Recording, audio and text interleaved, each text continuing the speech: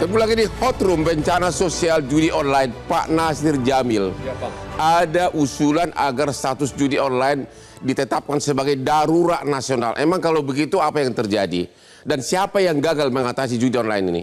Begini Bang Hotman, jadi pikiran saya kan judi online ini tidak lagi kita bisa masukkan dalam kategori penyakit masyarakat atau pekat. Ya, Dia harus sudah menjadi kesadaran bersama bahwa Ya. dia bencana sosial.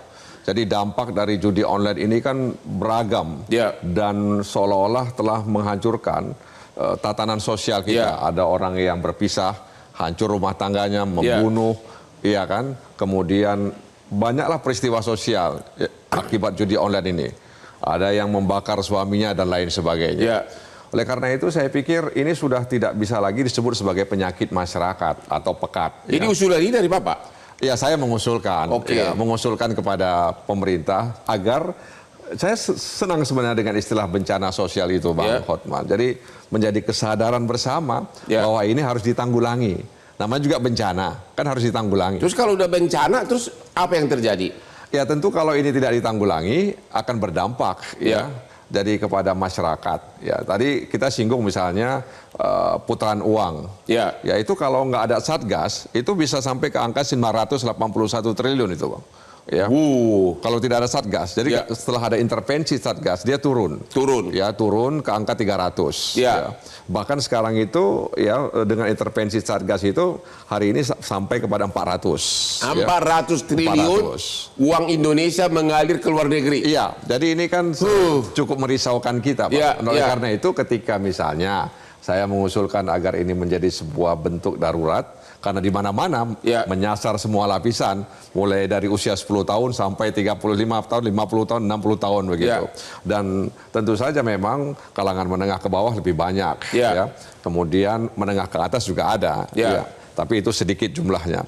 Tapi ini sudah menyasar ke semua pihak. Jadi kalau misalnya Bang Hotman pernah dengar kata singkatan TSM gitu ya, terstruktur, ya, sistematis dan masif. Nah, ini judi online juga begitu, Bang. Dia terstruktur dengan baik, ya, kemudian sistematis kerjanya, menyasar pihak-pihak tertentu, kemudian merekrut oknum-oknum tertentu untuk membacking perjudian ini, dan kemudian dia sangat masif gitu loh, menyasar ke semua usia begitu.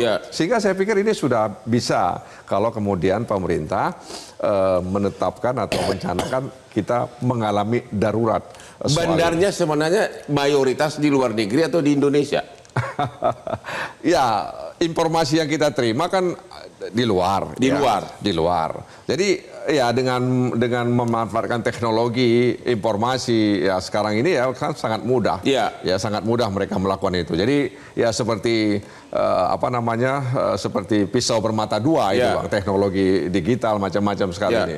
Ya, oleh karena itu saya pikir pemerintah harus serius, dan kalau kami lihat pemerintah sudah serius. Satgas judi online dengan pencegahan, dengan penindakan itu sudah mulai bekerja dengan baik. Nah, tinggal kita berharap agar kerja Satgas ini lebih full lagi. Oke, terima kasih Pak Asmi. Memang sanksi pidana sudah nggak ada gunanya? Ya, sanksi pidana kita sebenarnya diatur di dalam Undang-Undang ITE, Bang Hotman. Siapapun yang bertransaksi, berkegiatan yang bermuatan dengan judi, itu diancam dengan pidana maksimal 10 tahun 10 tahun penjara dan 10 miliar. Tapi kan tidak diatur juga minimal. Gitu loh. Padahal kalau kita lihat apa yang dimainkan oleh bandar dengan triliun tadi, dan kualitas penegakan hukum kita yang terkadang dalam tanda petik bisa dipermainkan, bagi bandar-bandar itu sangat memudahkan sekali. Bahkan bisa saja orang yang diletakkan di dalam tahanan bukan orang yang sebenarnya melakukan itu. Mereka bisa lakukan barter orang-orang tersebut. Saya kira jadi kembali sebenarnya kita bisa menggunakan penyitaan, Bang Hotman. Jadi dalam pasal 39 KUHP itu kan sebenarnya ruang terhadap barang-barang atau tindakan-tindakan yang berhasil dari hasil kejahatan. Hukum pidana kita kan menyatakan segala bentuk judi adalah larangan pidana. Seharusnya begitu PPATK mendetek, OJK mendetek, gitulah, seharusnya dilakukan penyitaan. Jadi kan nampak tadi yang disita apanya? Ya uang yang tadi blokir. Tapi uangnya kan dikirim ke luar negeri. Ya makanya kita harus kemana harus masuk, kan harus masuk ke ada yang rekeningnya digunakan rekening dalam negeri. Kan direkrut tuh pemain-pemain judinya, mereka anak-anak itu atau katakanlah pemuda-pemuda itu ATM-nya dari Bank Indonesia, rekeningnya dari orang Indonesia. Ini kan kita lihat mana laporan PPATK yang 8.000 atau berapa ribu itu, terus mana laporan OJK terhadap itu. Ini kan harus disandingkan dengan itu, Bang Hotman. Mana data yang katanya uang kita itu uang pinjol sampai berapa satu tahun kira-kira? Pinjol kita aja di tahun pertama saja itu catatan OJK itu 66,7. Ada berapa? 66,7 T OJK sampai Juni kemarin. Apa? Pinjaman pinjol. 66, T. Makanya ini PPATK menyatakan satu tahun itu 327. Tangkapan polisi kemarin Polda hanya berapa 16 miliar dan 500 juta. 16 miliar. Nah, kita kan harus dekatkan data-data itu gitu. Berarti kalau tadi Bang Natsir bilang kualitas penegakan hukum kita belum konkret dong. Mungkin karena nggak mungkin kan bandar judi online ini kan katanya semua sebagian besar di luar negeri dan undang-undang kita nggak bisa sampai ke sana.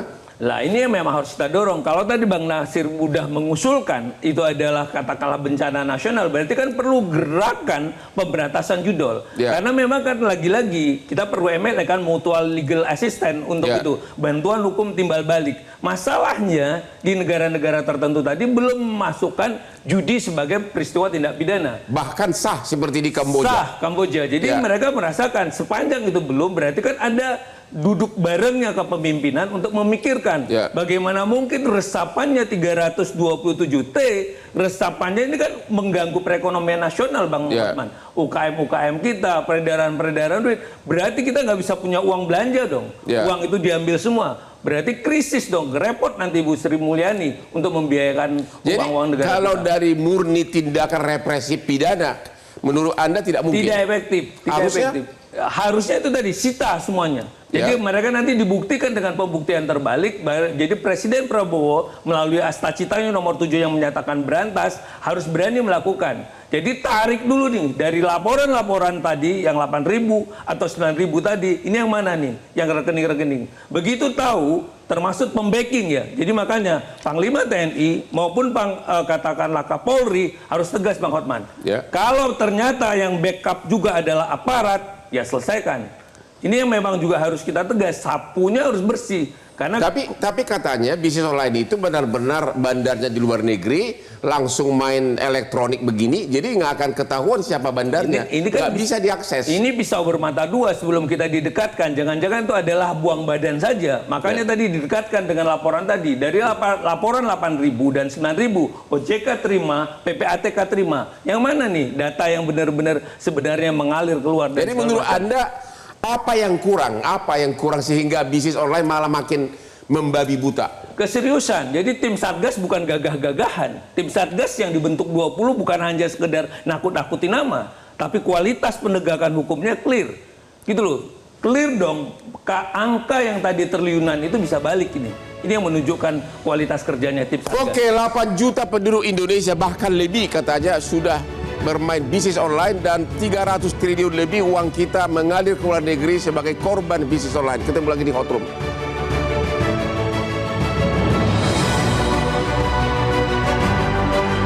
Jelajahi cara baru mendapatkan informasi. Download Metro TV Extend sekarang.